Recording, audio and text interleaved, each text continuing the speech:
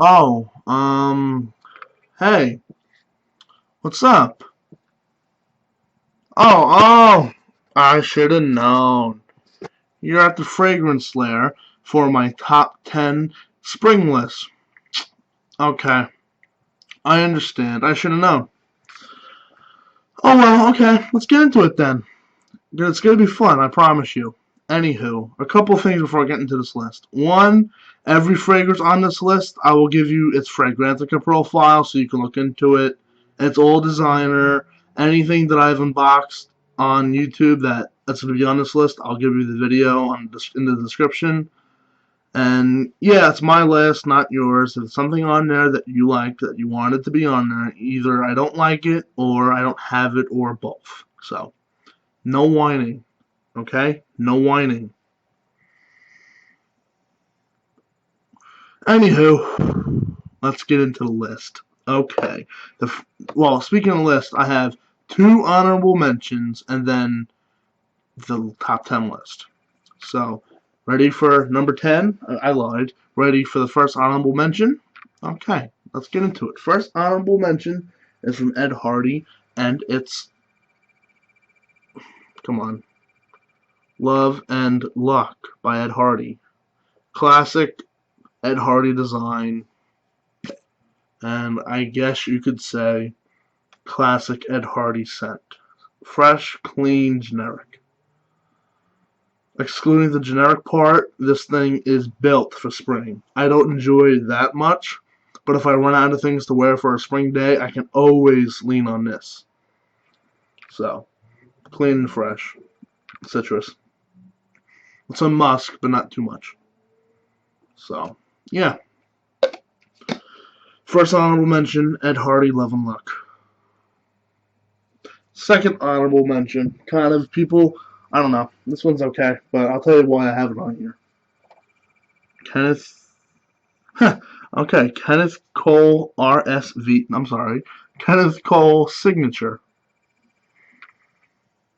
Now, personally, this one I'm kind of like, okay, it's nothing too big of a deal. I never really enjoyed it, but every time I wear this, no matter who it is, they're like, "Ooh, what are you wearing? Ooh, what are you wearing? It smells so good." I'm like, Kenneth Cole Signature. I'm annoyed because when I wear my favorite stuff, people don't even notice. Well, sometimes, but they always notice this. So, with that and the combination that this is good for spring, it's kind of dark. It's a dark citrus with some, of course, some musk thrown into it. It makes a good spring fragrance. It definitely is a compliment getter. You can't fool anyone with that. That's definitely Mr. Compliment Getter right here for me personally. Almost every time I wear this, I always get a compliment. Always.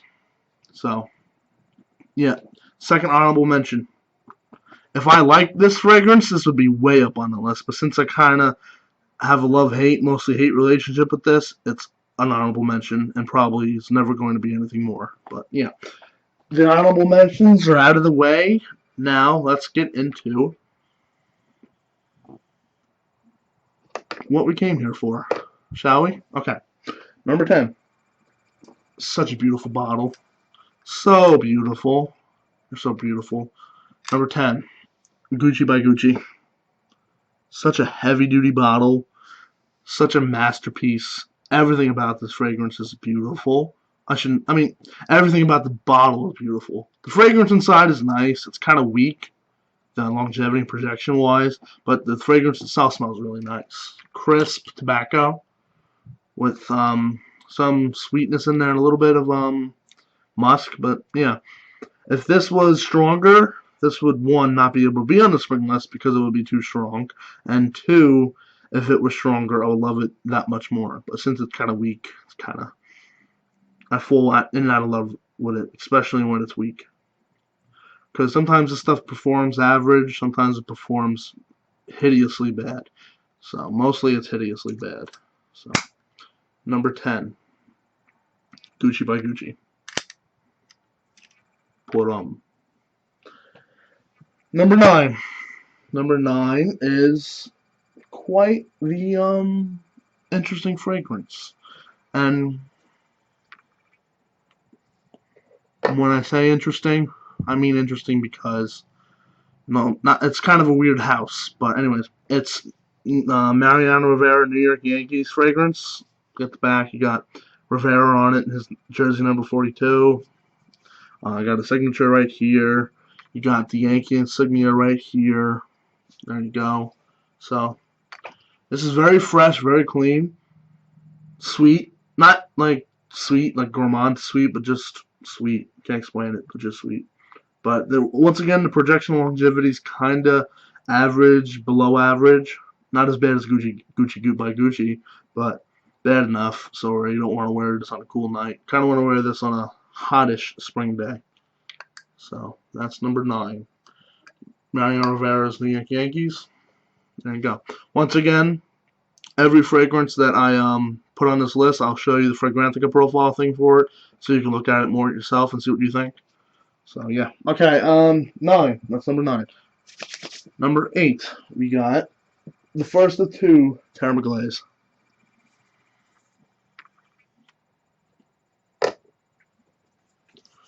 Beeman Terra Glaze. I like the bottle, green, heavy metal flask, the classic red star. Oopsies! I almost sprayed it into the lens of the camera. That would not have been good. That would have been bad. But luckily I didn't. So.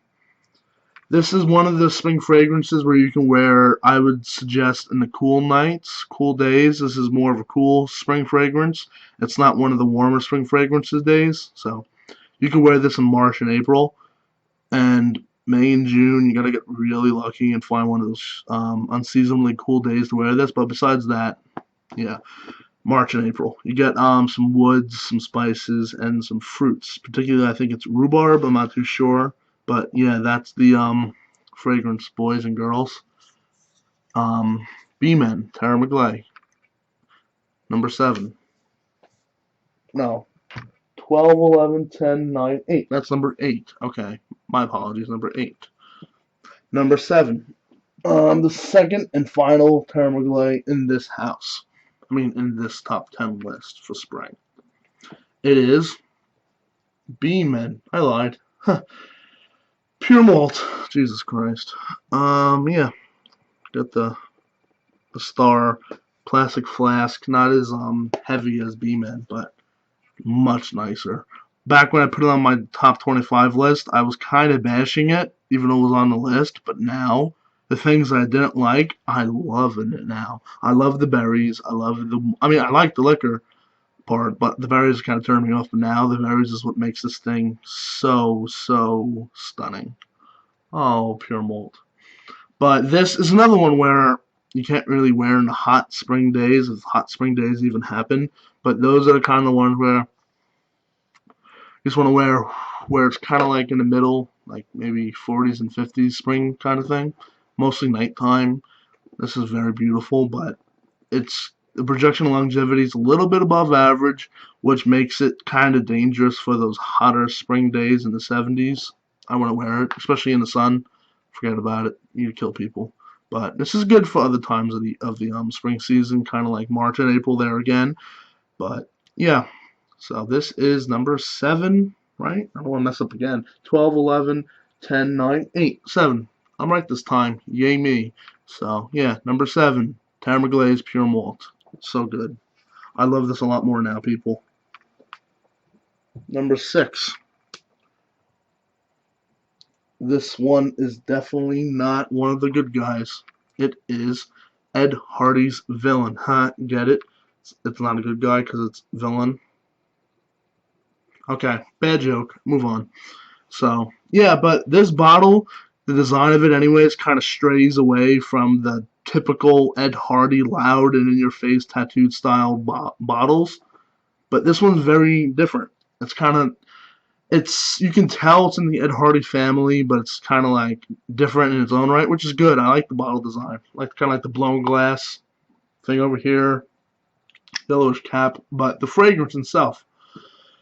Oh boy, when I first did my first impression on this, which I'll put down in the description below, same with B-Men, I'll also give you that, but I didn't like the original first impression of this, but now, one of my favorites. What you get in this? Two major players, amber and lime. So good.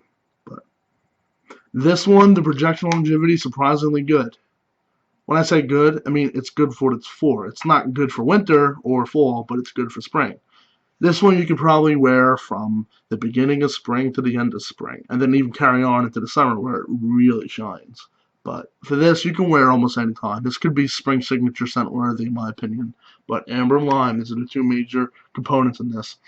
The vanilla resinous amber, not too resinous, but mostly vanilla amber kind of thing, with the citrus limey kind of business whatnot going on, makes this a beautiful fragrance. I compare this to something else coming up in the list. I believe I did in the first impression. If not, I'm comparing it now. So, anyways, yeah, Villain Ed Hardy, number 6, second one in the list. Number 5 is first and only Paco Rabanne in this countdown. It is the lighter Black XS. I have to say only one word for this fragrance: strawberries. Oh, such beautiful strawberries. But the first initial scent is strawberries. The second initial scent, strawberries. And then as you get more and more into the fragrance, the cinnamon starts poking its head out, and the wood starts poking its head out, and the pralines start poking their little heads out. But this is mostly, in my opinion, a strawberry-dominated fragrance. It turns to, at first, it's a cool strawberry, and then the warmth of the cinnamon starts, and the praline starts poking into this, which makes it more of a warm strawberry fragrance. So at first it's cool strawberry, and then it warms up to a more of a warm strawberry.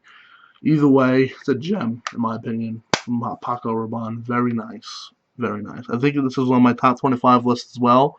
I'm not 100% sure, but I'm sure enough. So, yeah, number 5, Paco Rabanne, Black XS. Beautiful fragrance. You should check that out.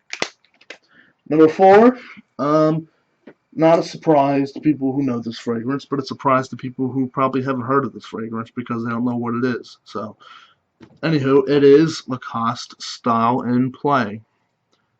Two major players in this is a red apple followed by a boozy note with some slight woods in the background, kind of like the woods in the background, like behind your house, it's in the back. Terrible simile or whatever, I know. But you get the idea. The woods are kind of in the background while the red apple gives it that crisp sweetness, and then the rum brings it down to more of a darky apple, kind of like an apple liqueur or liquor, whatever, like that. So it's really nice. The projection longevity on this is spotty, as in sometimes it performs average, which is good for spring, and others it performs above average to where it might take you off guard and ruin your day. If you're wearing this planning on running around sweating and all that nonsense, and then this decides to have one of its good days where it's strong, then you're going to be in for a hell of a surprise. But if you're wearing it and it does what it usually does, it's going to be good because it's not too strong but not too weak, which makes it a signature scent worthy scent for the springtime. So, Lacoste Style and Play. Lacoste Red. Look at the little ridges on the bottle. Interesting, right? Look how cool that is. Lacoste Red, Lacoste Style and Play. Number 4. Down to the final 3, boys and girls. Dogs and cats, amphibians, reptiles, mammals, and other living organisms. Number 3 is a thallium fragrance. What is he doing with a thallium fragrance in this? I don't get it. Well, I do. I understand it. Thallium Sport. Barbershop looking bottle, but the scent isn't barbershop looking or smelling. Kind of like a citrusy vanilla based thing. I've heard some comparisons thrown in the wind of this being Chanel Allure Edition Blanche. Kinda. I heard of that, but I haven't smelled Edition Blanche, so I'm not going to put my name on it and saying that it does smell like it, but I heard it, and I think Fragrantica people said it smells like it too, but you can look into that when I post the Fragrantica profile of this down below. So, yes, Valium Sport, very nice, longevity and Longection, oh my god. Longevity and projection of this fragrance is perfect for what it needs to be perfect on. A spring fragrance. It's average. So, basically, when it comes to longevity and projection, spring is average in my opinion. Summer can be below average. Fall can be above average. And winter, beast mode. So, average. But this sometimes drifts into the above average category, which if you're really smart and really smooth, you can pull this off in the fall. Maybe. I don't know. But spring, I mean, summer, maybe, but it might be a little too strong. Just one spray, and you're good. Springtime, 2 to 3 sprays. Maybe 4 or 5. Depends on how you're feeling. I'm not going to tell you how much to spray. I'm not like that. So, okay, we got 2 more, folks. Next one is one of the most well-known fragrances, period. And it's probably not a surprise to you. And if it is, where have you been? Whoa, come on. This can make any list for any reason except for maybe like top 10 worst fragrances of all time. This is not allowed to be on that list. It is not allowed to be on that list. So, it is Chanel's Allure. Beautiful. Citrus, woods, beauty, gorgeousness, sexiness. Oh, I sprayed it on me before just to see how it was, kind of re-invite myself to the principles of this fragrance, and I love it. Ooh, so nice. This is the single most versatile fragrance I own, and probably the single most versatile fragrance that has ever been created. Because you can pull this off in chilly winter nights, and you can also pull this off in goddamn hot summer days. I don't know how you do it. Chanel, how'd you do this? It's not answering me. So, number 2, Chanel Allure. So nice. I'm running out. I need more. I'll get that another day. And to top off this list, it's not a surprise. Not to me, anyways. It's like spring in a bottle. It is. Focus. Focus. Okay, good. Focused. And it's Cartier's Roadster. Vroom, vroom, vroom. Now, not too many fragrances can be known to have a gorgeous, beautiful bottle, but yet to have a gorgeous and beautiful insides. So many fragrances are ugly on the inside, beautiful on the outside. Ugly on the outside, beautiful on the inside. But this is beautiful both in and out. Mint and vanilla with some woodsy and citrus things going on here, but usually it's just the mint and the vanilla that really play with each other very nicely. So, yeah, Cartier Roadster, number 1. If you own this fragrance and you have it, most likely you would agree this could be at least top 3 on any spring list, designer-wise. And this has the ability to really butt heads with some niche fragrances out there. I smelt some niche, not too much, but enough to kind of get the fact that this could play with them. But niche is still, this is where Cartier is, this is where niche is. But you get the idea. So, overall, beauty. Mint, vanilla. This is another one, actually, that could be worn 365 days a year. But I think Allure beats it versatility wise, but this doesn't lose by much, my friends. Doesn't lose by much. So, yeah. This, my friends, was my 2014 top 10 spring fragrances. I hope you enjoyed, and I hope you have a good day or night. I am not time zone prejudiced. Now, unfortunately, you interrupted me when I was jamming out to my Corey Hart. I'm going to have to ask you to leave when I go back to enjoying my music. So, as of now, I need you to leave the fragrance lair and come back when I ask you to. No more barging in like that. Okay?